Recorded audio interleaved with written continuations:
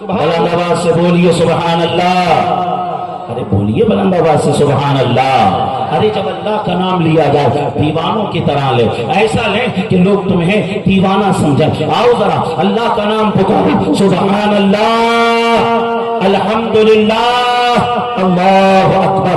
ہمارے اسلاف نے کیا ذہن دیا؟ ہر درد کی دوا ہے صلی علی محمد، تعویذ ہر بلا ہے صلی علی محمد، جو مرض لا دوا ہو یہ کھول کر پلا دو کیا نسخہ شفا ہے صلی علی محمد. عزیزان محترم، عزیزان محترم، ہمارے اسلاف کا طریقہ زیادہ سے زیادہ وہ درود شریف پڑھتے تھے، لیکن ماہ شعبان میں اور زیادہ درود شریف پڑھتے تھے. صحابہ اکرام اور زیادہ درود شریف پڑھتے تھے، اس لیے کہ ان اللہ و ملائکتہ یصلون علی النبی یا ایھا الذین آمنوا صلوا علیہ وسلموا تسلیما. یہ جو آیت ہے یہ ماہ شعبان المعظم میں نازل ہوئی، اس لیے بہت زیادہ درود شریف پڑھا کرتے تھے. عزیزان محترم، روزانہ جب آپ اپنے بستروں پر پہنچے، بجائے ادھر ادھر کی سوچنے کے آپ گنبد خضرا کے بارے میں سوچنا شروع کر دیں، سرکار کی جانب وہ لگا وہ درود شریف پڑھنا شروع کریں. اگر بہت لمبی درود نہیں آتی ہے صلی اللہ علیہ وسلم، صلی اللہ علیہ وسلم، صلی اللہ علیہ وسلم، صلی اللہ علیہ وسلم، اس کا پھر کریں. آپ کی کیفیت یہ ہونا چاہیے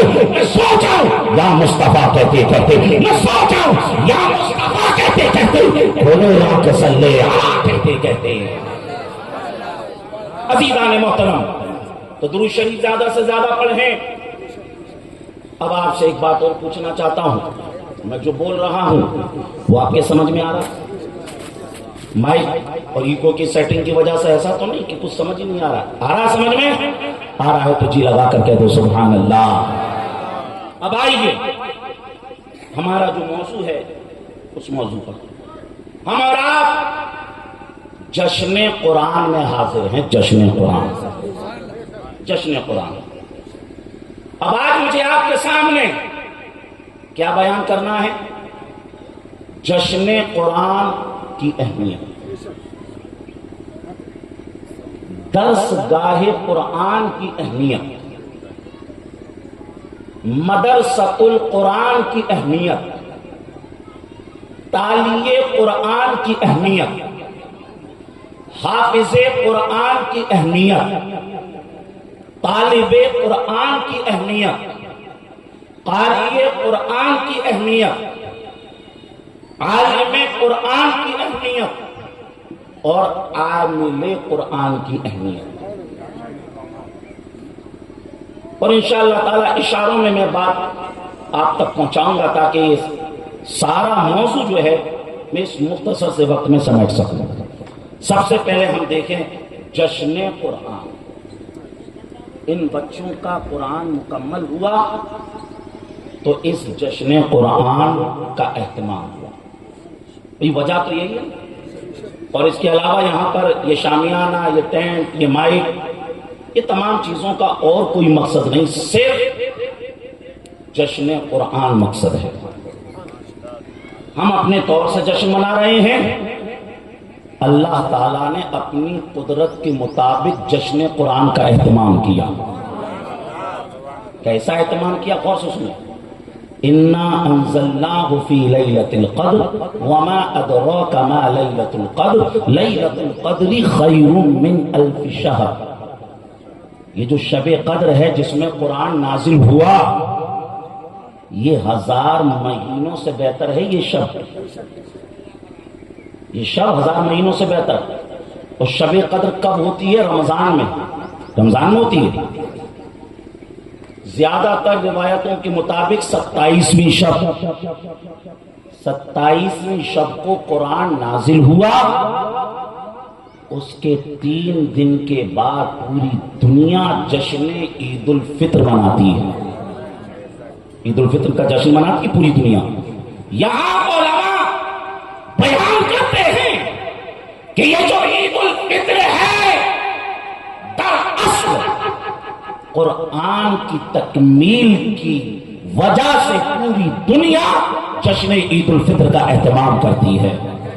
یعنی قرآن مکمل نازل ہوا اس وجہ سے پوری دنیا جشن عید الفطر مناتی ہے.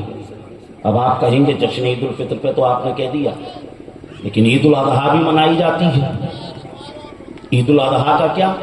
تو پھر آئیے بخاری کی روایت سنیے.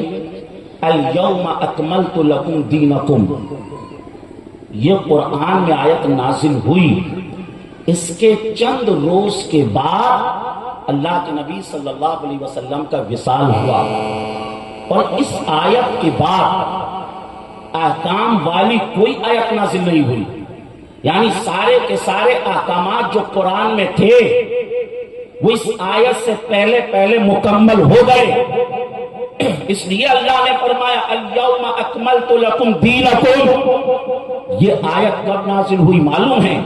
یہ آیت یوم عرفہ کو نازل ہوئی، اور یوم عرفہ کب ہوتا ہے؟ یہ عید الاضحیٰ سے ایک دن پہلے کو یوم عرفہ کہتے ہیں۔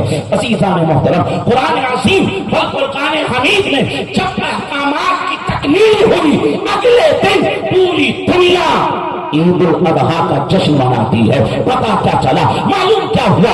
دراصل عید الفطر بھی جشن قرآن کے طور پر منائی جاتی ہے، اور عید الاضحیٰ بھی جشن قرآن کے طور پر منائی جاتی ہے۔ اور آگے سنیں، یہ ہوا جشن قرآن۔ اب آپ کو میں بتاؤں درس گاہ قرآن،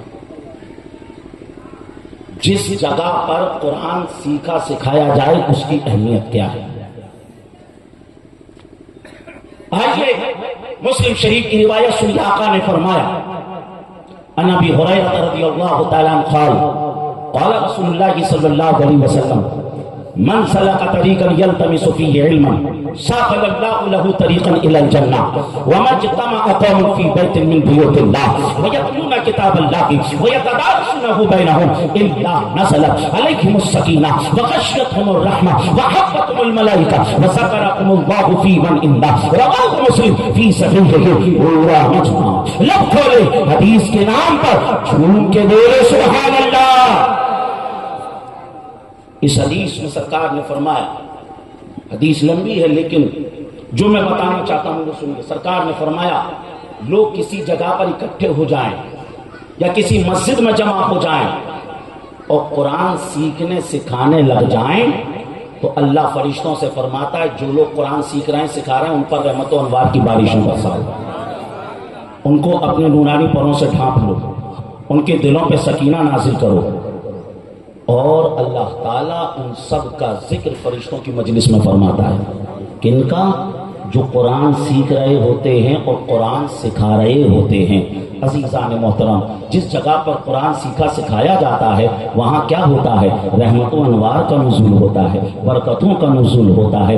اب جو دارالقادریہ ہے نا، صبح سے لے کے شام تک ہر وقت یہاں پر یا تو قرآن سیکھا جا رہا ہے یا قرآن سکھایا جا رہا ہے۔ اب کبھی آپ کا دل چاہے کہ رحمت و انوار کی بارشوں میں نہا لیا جائے تو آپ دارالقادریہ میں آئیں، اس کے احاطے میں بیٹھیں، آپ ادھر بیٹھیں گے رحمت و انوار کی بارش میں نہانا شروع کر دیں گے۔ رحمت و انوار کی بارش آپ کے اوپر چم برستی ہوئی نظر آئیں گی۔ پتا کیا چلا؟ معلوم کیا ہوا؟ جس جگہ پر قرآن پڑھا جاتا ہے وہاں فرشتے رحمت و انوار کی بارشیں برساتے ہیں۔ اور علامہ عبد الرؤف مناوی علیہ رحمت رضوان اپنی کتاب فیض القدیر کے اندر اس بات کو نقل فرماتے ہیں کہ قرآن کی تلاوت کی فرشتوں کو اجازت نہیں۔ بولیے سبحان اللہ۔ بڑے سے بڑا فرشتہ قرآن کی تلاوت نہیں کر سکتا ہے سوائے حضرت جبریل علیہ السلام کے۔ حضرت جبریل علیہ السلام کو بس یہ پاور کہ وہ قرآن کی تلاوت کر سکتے ہیں، باقی کوئی فرشتہ قرآن کی تلاوت نہیں کرتا۔ اس لیے جس جگہ پر قرآن کی تلاوت ہوتی ہے اس جگہ پر فرشتے پہنچ جاتے ہیں۔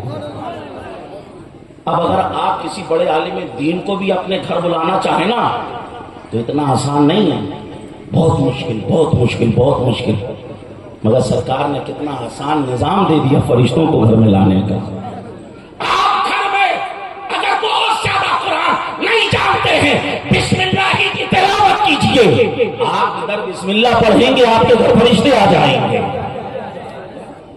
آپ بسم اللہ کی تلاوت کیجئے دکان میں فرشتے آ جائیں گے۔ تو بتاؤ جس جگہ پر فرشتے پہنچ جائیں رحمت و برکتیں بھی وہاں پہنچ جاتی ہیں۔ تو یہ ہے درس گاہ قرآن کی اہمیت۔ اب مدرسۃ القرآن کو دیکھیں۔ اللہ کے نبی صلی اللہ علیہ وسلم مدینہ شریف پہنچ گئے اور سرکار صلی اللہ علیہ وسلم نے مسجد نبوی کا بھی سنگ بنیاد رکھ دیا، مسجد نبوی بھی بن گئی۔ اب سرکار صلی اللہ علیہ وسلم وہاں مدرسۃ القرآن تعمیر کرنا چاہتے تھے، ایک مدرسہ جس میں قرآن پاک کو سکھایا جائے، جس میں قرآن کو پڑھایا جائے۔ اللہ کے نبی نے مسجد نبوی کے اندر ہی ایک چبوترا بنایا، عربی میں صفہ چبوترے کو کہتے ہیں۔ سرکار چاہتے تو مسجد نبوی کے فرش پر بھی پڑھا سکتے تھے، کیونکہ مسجد نبوی کی بھی معمولی شان نہیں، 2 رکعت نماز پڑھو گے اللہ 50,000 رکعتوں کا ثواب عطا فرماتا ہے، بڑی شان مسجد نبوی کی۔ مگر اللہ کے نبی نے 1 فٹ اونچا ایک چبوترا بنوایا اور فرمایا جو لوگ قرآن سیکھیں گے وہ سب کے ساتھ نیچے نہیں بلکہ وہ اس چبوترے پر بیٹھیں گے۔ اللہ کے نبی نے قرآن سیکھنے والوں کو اس طریقے سے اہمیت دی کہ انہیں اوپر بٹھایا، اور پھر اللہ نے قرآن میں کیا فرمایا؟ یرفع اللہ الذین آمنوا منکم والذین اوتوا العلم درجات۔ اللہ تعالی علم والوں کے درجات کو اونچا کر دیتا ہے۔ اب جس کا درجہ رب اونچا کرے، بتاؤ اس کی اونچائی کا کوئی اندازہ لگا سکتا ہے؟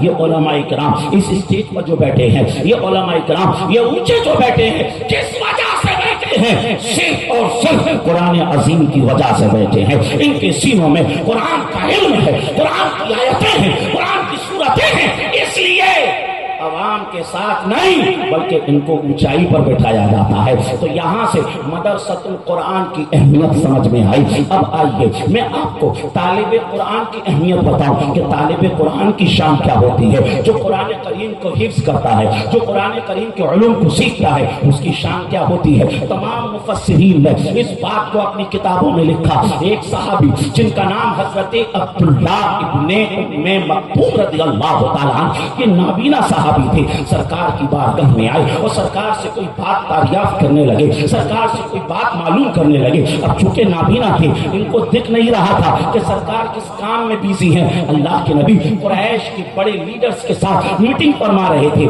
اس لیے وہ جو پوچھ رہے تھے سرکار نے ان کی بات کا جواب نہ دیا۔ انہوں نے پھر پوچھا، سرکار نے جواب نہ دیا۔ انہوں نے پھر پوچھا، سرکار نے جواب نہ دیا۔ کیوں نہیں دیا؟ اس لیے کہ سرکار اس سے زیادہ اہم کام میں بیزی تھے، اس لیے سرکار نے جواب نہ دیا۔